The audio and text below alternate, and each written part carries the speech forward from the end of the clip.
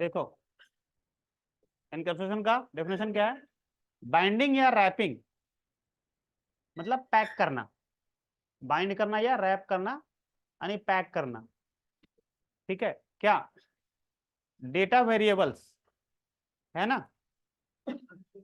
ठीक है, और फंक्शंस विथ एक्सेस स्पेसिफायर या एक्सेस मॉडिफायर। ठीक है ना, विथ एक्सेस स्पेसिफायर।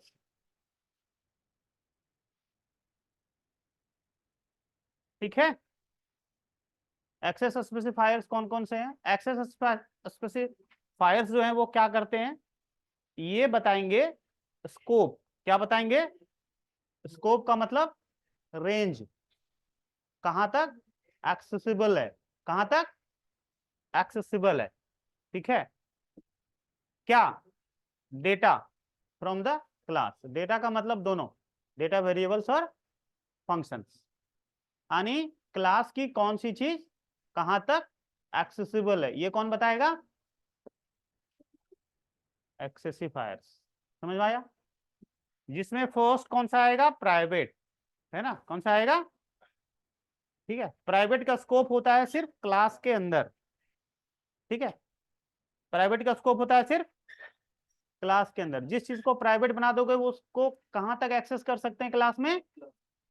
सिर्फ क्लास के अंदर। ठीक है, प्रोटेक्टेड, जिस चीज को प्रोटेक्टेड बना दोगे उसको कहां तक एक्सेस कर सकते हो? क्लास के अंदर और उसके चाइल्ड क्लास, क्लास के अंदर और उसके चाइल्ड क्लास। और पब्लिक कर दोगे तो कहीं भी कर सकते हो। ठीक है, क्लास के अंदर भी, चाइल्ड क्लास में भी, और क्लास के बाहर कहीं भी। समझ में आ गई बात? चलो नोट करो फटाफट। उप्स में हमेशा एक चीज का ध्यान रखना, जब भी किसी भी चीज का नाम दो, है ना, किसी भी चीज मतलब क्लास, वेरिएबल, फंक्शन, ऑब्जेक्ट, किसी भी चीज का नाम दो तो नाम देते वक्त ध्यान रखना है क्या? क्लास हमेशा नाउन के फॉर्म में होगा। किस फॉर्म में होगा? फंक्शन हमेशा वर्ब के फॉर्म में होगा। ठीक है, और ऑब्जेक्ट हमेशा ऑब्जेक्ट के फॉर्म में होगा, है ना? इसे क्लास हमेशा नॉन के फॉर्म में, जैसे एम्प्लॉय, कैलकुलेटर, है ना, इस तरह से। ठीक है, स्टूडेंट, है ना, ऐसे। और फंक्शन हमेशा वर्ब का मतलब read, write, print, show, input, output, get, set. ठीक है, इस तरह से नाम रखेंगे। और ऑब्जेक्ट, ऑब्जेक्ट, ठीक है, जो क्या करता है? क्लास को रिप्रेजेंट करता है ना, क्योंकि ऑब्जेक्ट जो होता है वो क्लास का इंस्टेंस होता है।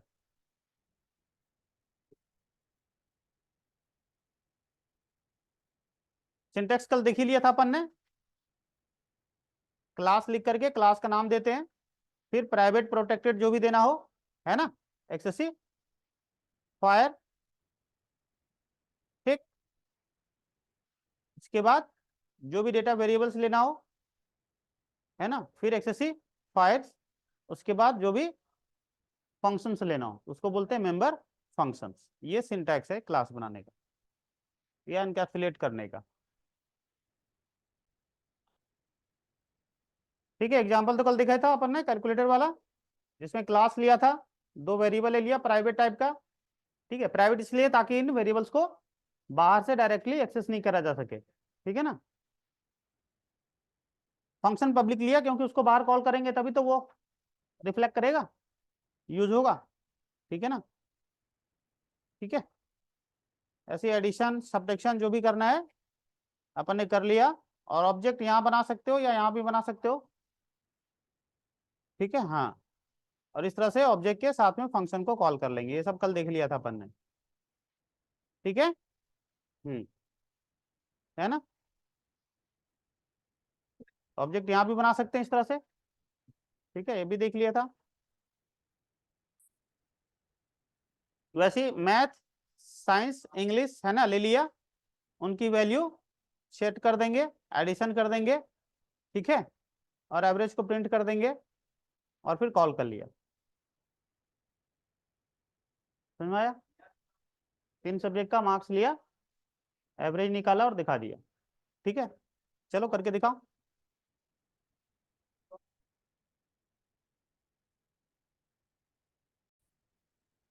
ऐसे देखो, रेक्टेंगल क्लास है, इसका लेंथ और विड्थ ले लिया, है ना, सेट कर दिया और एरिया निकाल लिया। वैसे पैरामीटर निकालने का फॉर्मूला यहाँ लगा देना, यहाँ पे। ठीक है, एरिया कॉल कर लेना, पैरामीटर कॉल कर लेना। समझ में आ गया? करो। रेक्टेंगल क्लास ले लिया है, ठीक है ना।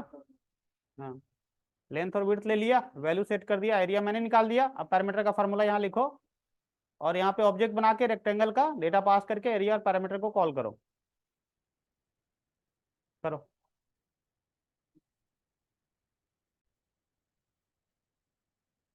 पॉइंटर क्या करता है? एड्रेस स्टोर करता है। क्या करता है? पॉइंटर वेरिएबल एड्रेस स्टोर करता है। ठीक है, यहाँ पे जो दिस पॉइंटर है ना, ये क्लास कंपाइल होते ही अपने आप बॉर्न हो जाता है। बॉर्न हो जाता है मतलब बन जाता है। क्लास जैसे कंपाइल करते हैं ना, तो दिस पॉइंटर अपने आप बन जाता है, बॉर्न हो जाता है। क्यों हो जाता है भाई? क्लास के अंदर क्लास का रेफरेंस, क्लास के अंदर क्लास का रेफरेंस देने के लिए। अब क्लास के अंदर क्लास का रेफरेंस क्यों देंगे? मतलब क्लास के अंदर क्लास का ऑब्जेक्ट, इसको करंट ऑब्जेक्ट भी कहते हैं। क्या बोलते हैं? हाँ, इसे क्या बोल सकते हैं? हाँ, ठीक है, मीन्स क्लास रेफरेंस इनसाइड या विद इन क्लास, है ना। हाँ, क्लास के अंदर क्लास का रेफरेंस देने के लिए कौन बनता है अपने आप? This pointer. ठीक है, अब सवाल आता है कि आखिर ऐसा क्यों किया गया है? कुछ तो वजह होगा, क्लास के अंदर क्लास का रेफरेंस क्यों होगा। ध्यान से देखना, ठीक है। जैसे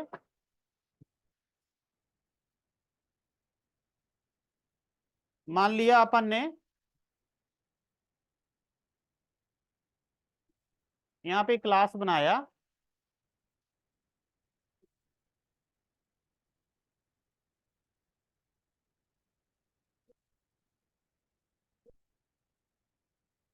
यहाँ पे क्लास बनाया, ठीक है,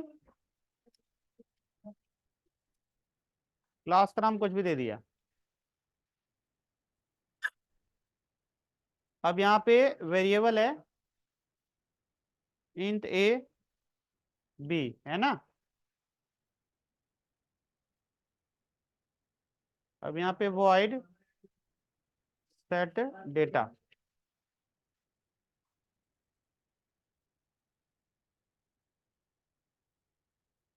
अभी यहाँ पे इंट एक्स और इंट वाई लिखा था। अब यहाँ पे लिख दिया था a इक्वल्स टू एक्स और b इक्वल्स टू वाई। कोई दिक्कत नहीं था, ठीक है। और यहाँ पे लिख दिया था वॉइड एड, और यहाँ लिख दिया था सी आउट a प्लस बी।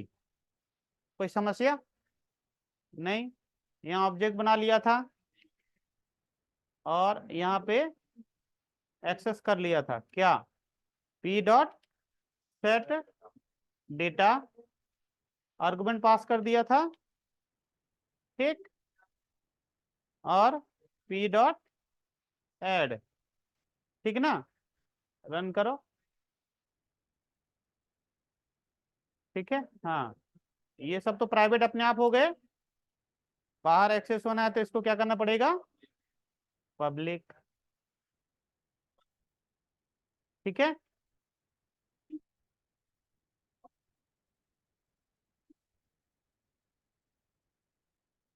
हो गया कॉल। अब देखो, यहाँ पे दिस लगा सकते हो, क्लास वेरिएबल के साथ में क्या लगा सकते हैं? दिस एरो, ये दिस पॉइंटर है ना। तो पॉइंटर कैसे लिखते हैं, एरो के साथ लिखते हैं ना, समझ में आ रही बात। यहां भी लगा सकते हो दिस, नहीं भी लिखते हो फिर भी बाय डिफॉल्ट वो लिखा हुआ रहता है। क्या किया हुआ रहता है, बाय डिफॉल्ट लिखा हुआ रहता है। लेकिन अलग से लिखोगे तो फास्ट प्रोसेसिंग होगी, क्या होगा,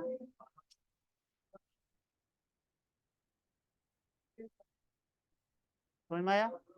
बिना इसके भी हो रहा था, क्या हो रहा था, बिना इसके भी हो रहा था, दिस के बिना, बिना दिस के हो रहा था ना। अब दिस लिखने के बावजूद भी हो रहा है। अंतर क्या है, जैसे बिना पॉइंटर वेरिएबल के भी हमारा काम हो जाता है, लेकिन पॉइंटर वेरिएबल क्यों लेते हैं, फास्ट प्रोसेसिंग के लिए, क्योंकि पॉइंटर एड्रेस पे काम करता है, किस पे काम करता है, और एड्रेस पे चीजें एक्सेस फास्ट होती है। समझ में आ गया, रीजन समझ में आया। दिस है ना, पॉइंटर का क्या यूज है, फास्ट प्रोसेसिंग फास्ट रेफरेंसिंग के लिए, ठीक है। हाँ, फॉर फास्ट रेफरेंसिंग या प्रोसेसिंग, है ना। पॉइंटर का काम यही होता है, ठीक है।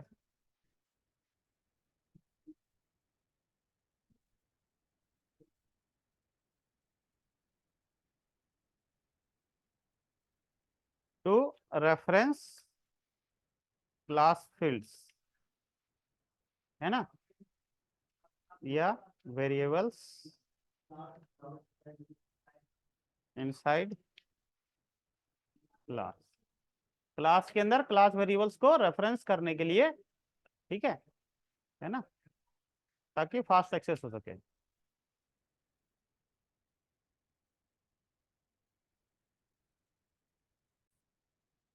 इसका एक्चुअल यूज देखो, देखो बिना इसके भी काम चल रहा था ना, पर किस सिचुएशंस में ये मैंडेटरी है, बिना इसके होगा ही नहीं। वो कब होगा, जब मेमोरी और बचानी हो। मेमोरी और कैसे बचेगा, जब, ठीक है, ये जो हमारा पैरामीटर है ना, इसका नाम और क्लास फील्ड्स का नाम दोनों सेम रखना हो। रख सकते हैं ना, अब यहां पे लिख दे ए और यहां पे बी, रख सकते हैं ना, दोनों का नाम सेम रख सकते हैं ना, ठीक है। मेमोरी सेव के लिए, मेमोरी बचाने के लिए, क्योंकि यहां पे क्या हो रहा था, जो भी ये वैल्यू जा रहा था ना 8x में, 5y में जा रहा था, तो x और y अलग से कॉपी करा, प्लस a और b में दोबारा कॉपी हो रहा था, तो दो सेम वैल्यू के लिए मेमोरी अलग अलग आ रहा था। लेकिन अभी क्या होगा, जहां पे ये वैल्यू जाएगा ना a और b में, वहीं से फिर रेफरेंस कर लेगा कौन, क्लास का फील्ड्स a और b।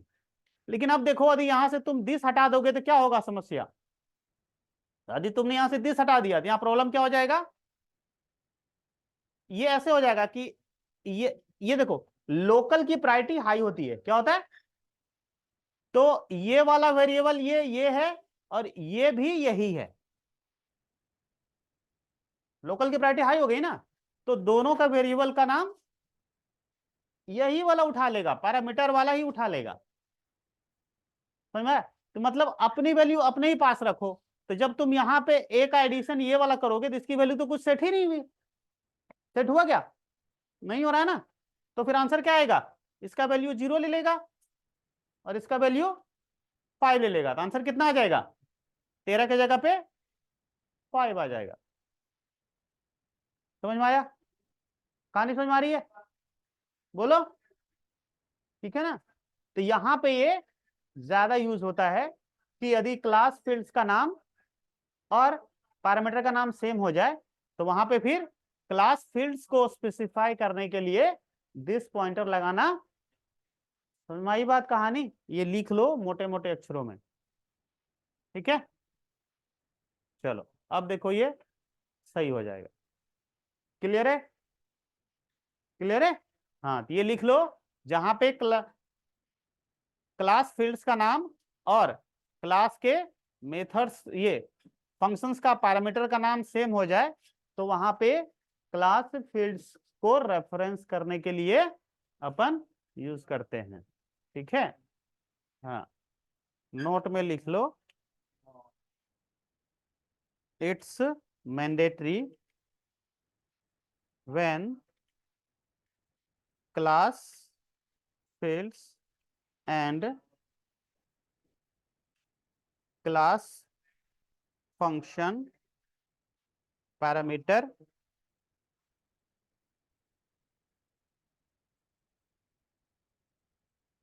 Name same. ठीक है ना। जब क्लास के फील्ड्स का नाम एंड क्लास के, ठीक है, हाँ, फंक्शन के पैरामीटर का नाम सेम हो, ठीक है, तो क्लास फील्ड्स